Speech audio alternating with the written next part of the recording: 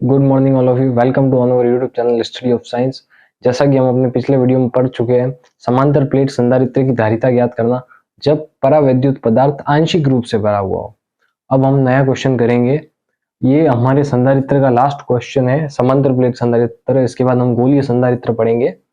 समांतर प्लेट संधारित्र की धारिता ज्ञात करो जबकि विभिन्न मोटाई के भिन्न भिन्न परावैद्युत पदार्थ भरे हो। यानी संधारित्र की दोनों प्लेटों के बीच विभिन्न मोटाई के जो परावैद्युत पदार्थ है भरे हुए। माना कि ये हमारे पास हमारी संधारित्र है, संधारित्र की दोनों प्लेटें, इसको हम प्लस क्यों आवेश देते हैं, तो ये पूर्णतः आवेशित हो जाती है। प्लस प्लस इसको मैं थोड़ा बड़ा बना देता हूं। हाँ, पूर्णतः प्लस हो जाएगी, धनावेशित हो जाती, और विद्युत प्रेरण आवेश के कारण इसके ऊपर ऋणावेश आ जाएगा और बाहर की तरफ धनावेश आ जाएगा। ये आ गया धनावेश। अब इसके बीच में अलग अलग पदार्थ भरे हुए और पूर्ण रूप से भरा हुआ है ये। तो अब हम करेंगे जैसे कि ये 4 पार्ट कर देते हैं हम। 4 पदार्थ भरे हुए हैं इनके बीच में। इसको मैं पूरा एक बॉक्स टाइप बना देता हूं।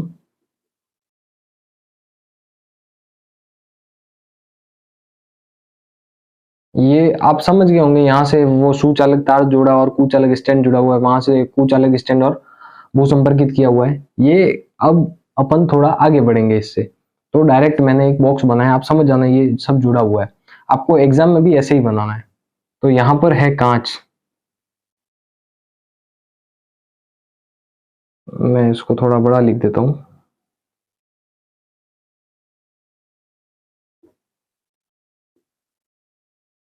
यहाँ पर कांच है, यहाँ पर है मोम।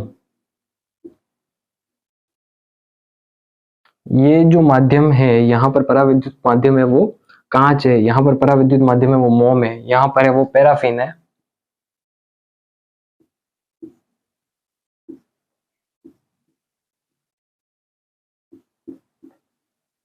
और लास्ट में है हमारे पास अभ्रक।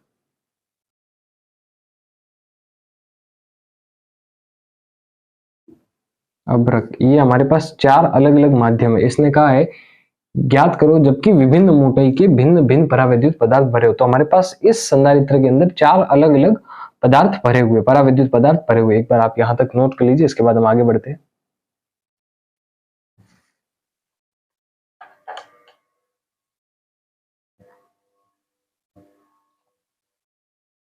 ये देख लेना एक बार, पहले में कांच लिखा हुआ है, दूसरे में मोम है, तीसरे में पैराफिन है और चौथे में अभ्रक लिखा हुआ है। चौथी प्लेट में अभ्रक भरा हुआ है।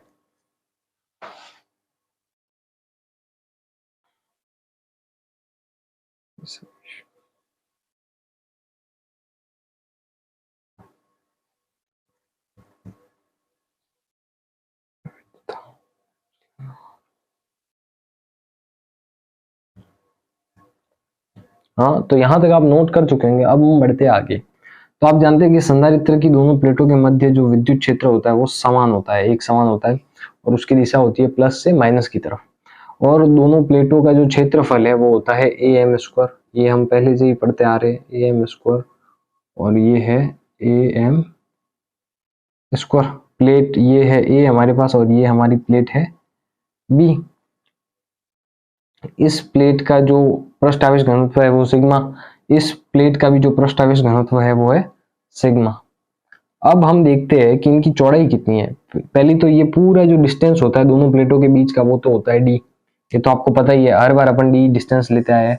कुछ और भी ले सकते हैं पर हम स्टार्टिंग से डी लिया है हमने, इसलिए हम डी लिख रहे हैं। और पिछली बार हमने क्या किया था, जब वो परावैद्युत पदार्थ आंशिक रूप से भरा होता तो उसको हमने टी नाम दिया था, और बाकी पूरा जो डिस्टेंस था वो हमारा डी था।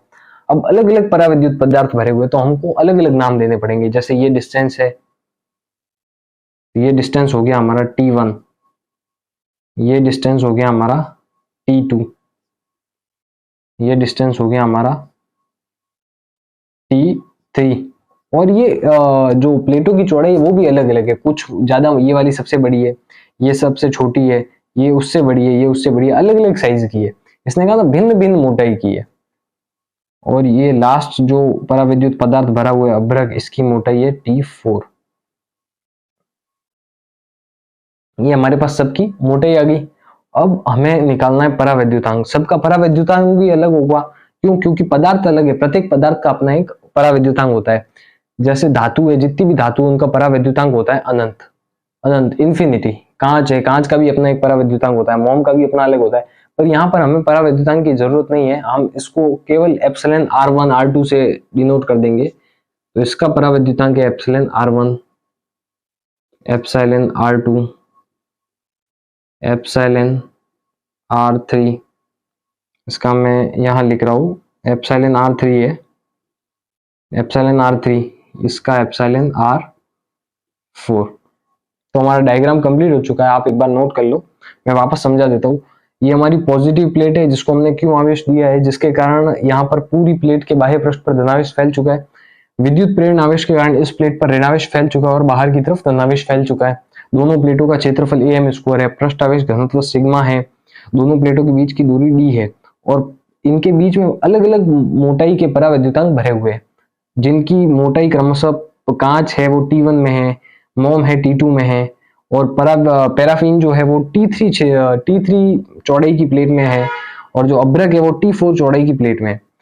और हम जानते हैं कि समांतर प्लेट संधारित्र के मध्य एक समान विद्युत क्षेत्र होता है और उसकी दिशा प्लस से माइनस की तरफ होती है। और इनका जो परावैद्युतांक है वो एप्सिलॉन R1 है, epsilon R2, epsilon R3, epsilon R4। तो हमारा डायग्राम कंप्लीट हो चुका है, अब हम आगे बढ़ेंगे डेरिवेशन की तरफ। तो एक बार आप डायग्राम अच्छे से नोट कर लेना और समझ लेना। अब हम लैंग्वेज लिखेंगे।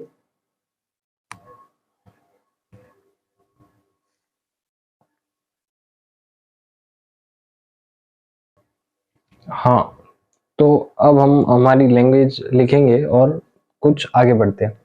हम जानते हैं कि समांतर प्लेट संधारित्र के मध्य T मोटाई का परावैद्युत पदार्थ भरा हो तो संधारित्र की धारिता। हमारे कल के क्वेश्चन में जो आंसर आया वही इसका आंसर है।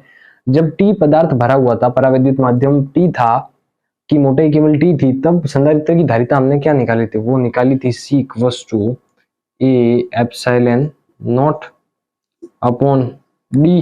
जो पूरी दूरी थी समांतर प्लेटों की, उसमें से जो केवल परावैद्युत पदार्थ की दूरी थी उसको घटाया था, फिर उसमें ऐड किया था हमने T/एप्सिलॉन R। ये हमारी होगी समीकरण नंबर 1।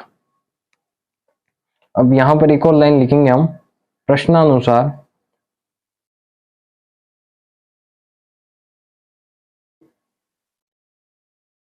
समांतर प्लेट, ये लाइन हम लिख लेते हैं। एक बार आप यहां तक नोट कर लीजिए, इस चीज को नोट कर लेना, आपको कल का आंसर तो याद हो गई। इससे ही हम आगे बढ़ेंगे डेरिवेशन में, आपको समझाऊंगा कैसे आगे बढ़ेंगे इसी फॉर्मूले का यूज करके। और आज की डेरिवेशन बहुत इजी है, पहले जितनी लॉन्ग नहीं होगी, केवल इस फॉर्मूले में हमको वैल्यू पुट करके आगे बढ़ना है। तो यहां तक आप नोट कर लो।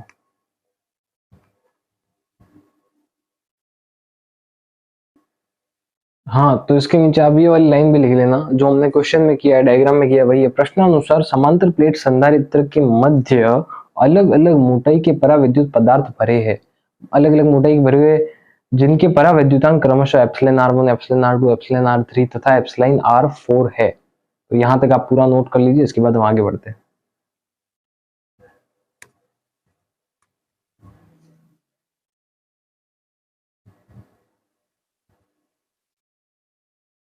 हाँ, तो अब हम हमारी डेरिवेशन में आगे बढ़ते हैं। तो उससे पहले हम एक नोट लिखेंगे कि ये भिन्न भिन्न परावैद्युत वाले पदार्थ प्लेटों के मध्य पूर्ण रूप से भरे हुए, आंशिक रूप से भरे हुए नहीं है। जब हमने क्वेश्चन पढ़ा था, क्वेश्चन में कहीं लिखा हुआ नहीं था कि आंशिक रूप से भरे हुए, यानी पूर्ण रूप से भरे हुए। जब क्वेश्चन में लिखा हुआ है आंशिक रूप से भरे हुए, तभी आंशिक रूप से भरे हुए होंगे, वरना पूर्णतः भरे हुए होंगे। तो इन्होंने पूरी प्लेटों को मध्य पूरी तरह से भरा हुआ है, कुछ भी जगह खाली नहीं है जहां हवा है, सब जगह परावैद्युत पदार्थ उपस्थित है। तो ये, और जो हमने समीकरण 1 लिखी थी, मैं आपको समझाने के लिए ये समीकरण 1 वापस लिख रहा हूं, आप मत लिखना, केवल आपको समझाने के लिए लिख रहा हूं। इस पॉइंट के नीचे लिखना, ये पॉइंट भी आपको आपकी कॉपी में लिखना है। C = A epsilon not upon B - T plus T/एप्सिलॉन R। ये हमारी समीकरण 1 थी। इसको लिखना मत, मैं आपको केवल समझाने के लिए ये समीकरण 1 यहाँ पर लिखी है। समीकरण 1 थी। हमने कल जब निकाला था इसका आंसर तो ये आया था हमारे पास जब परावैद्युत पदार्थ आंशिक रूप से भरा हुआ। अब हमारे पास जो परावैद्युत पदार्थ है वो अलग अलग प्लेटों में बटा हुआ है, 4 प्लेटें हैं,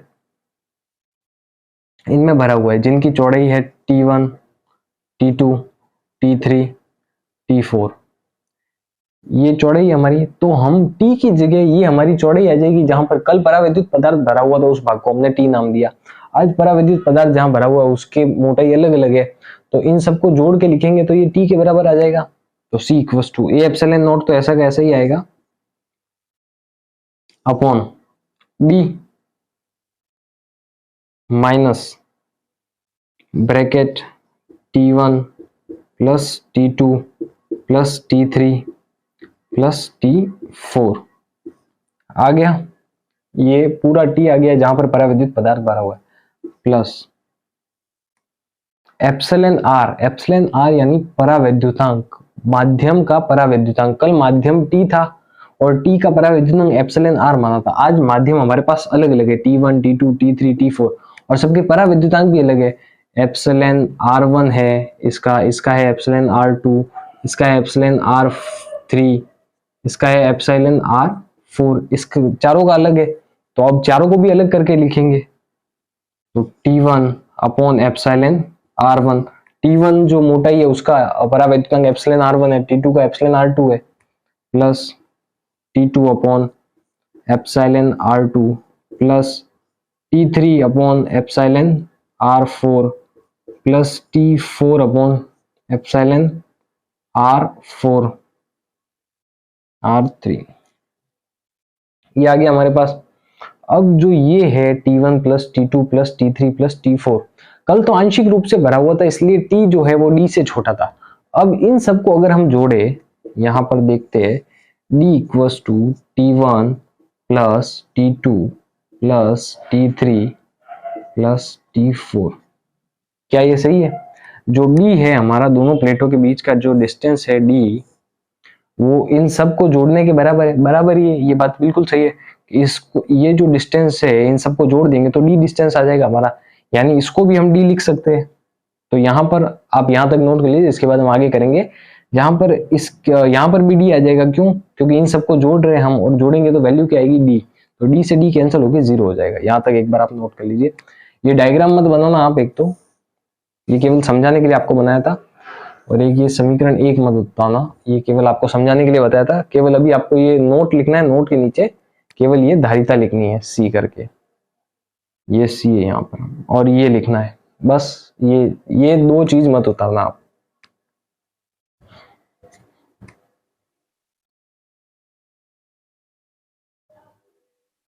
हाँ, तो ये हम लिख चुके थे। D इक्वल्स टू D की जगह अब इन सबको ऐड किया, उसकी जगह मैं D लिख सकता हूँ, तो हम लिखेंगे C equals to A epsilon not upon D minus, अब D लिखेंगे हम, इन सबको जहां जोड़ा है उसके नीचे D लिखेंगे, plus T1 plus T2 plus T4 T3 sorry plus T4 upon epsilon R1 upon epsilon R2 upon epsilon R3 upon epsilon R4। अब D में से D किया तो आंसर 0। तो हमारे पास फाइनल जो आंसर आया, जब धारिता होगी हमारी, जब विभिन्न परावैद्युत पदार्थ भरे होंगे, पूर्ण रूप से भरे होंगे विभिन्न परावैद्युत पदार्थ, तो हमारी धारिता होगी T1 upon epsilon R1 plus T2 upon epsilon R2 plus T3 upon epsilon R3 plus T4 upon epsilon R4। तो ये है हमारी डेरिवेशन का हमारा फाइनल आंसर की धारिता क्या होगी जब भिन्न भिन्न परावैद्युत पदार्थ भरे होंगे संधारित्र की प्लेटों के मध्य में। ये जो आंसर आया ये हमारा फॉर्मूला बना, इस फॉर्मूले से जो क्वेश्चन आएंगे हमारे, वो क्वेश्चन सॉल्व होंगे। किस टाइप के क्वेश्चन आएंगे कि हमें ऐसे भी संधारित्र दिए होंगे जिसकी धारिता ज्ञात करनी है और जिसके परावैद्युत पदार्थ अलग अलग भरे होंगे, तब उन परावैद्युत पदार्थ का हमको ये परावैद्युतांक याद होना चाहिए, या फिर परावैद्युतांक क्वेश्चन में दिया भी होगा और ये चौड़ाई जो है वो चौड़ाई भी दी हुई होगी हमको, तब यहाँ पर हम वैल्यू पुट करेंगे, क्षेत्रफल की वैल्यू पुट करेंगे प्लेटों के, प्लेटों के बीच जो परावैद्युत पदार्थ भरा है उनकी चौड़ाई यहाँ पर लिखेंगे और उनका परावैद्युतांक यहाँ पर लिख के सॉल्व करेंगे। तो फाइनली हमारा आंसर आ चुका है कि जब भिन्न भिन्न पदार्थ भरे हुए संधारित्र की प्लेटों के मध्य भिन्न भिन्न मोटाई के, तो धारिता ये होगी। तो आज का हमारा वीडियो यहीं खत्म होता है। ऐसे ही जुड़े रहिए हमारे यूट्यूब चैनल के साथ, स्टडी ऑफ साइंस। हमारे वीडियोस को लाइक कीजिए, ज्यादा से ज्यादा शेयर कीजिए, और आपको अगर कुछ भी समझ में नहीं आता आप कमेंट कीजिए, हम आपको और अच्छे से समझाएंगे। Thank you. ये नोट कर लेना।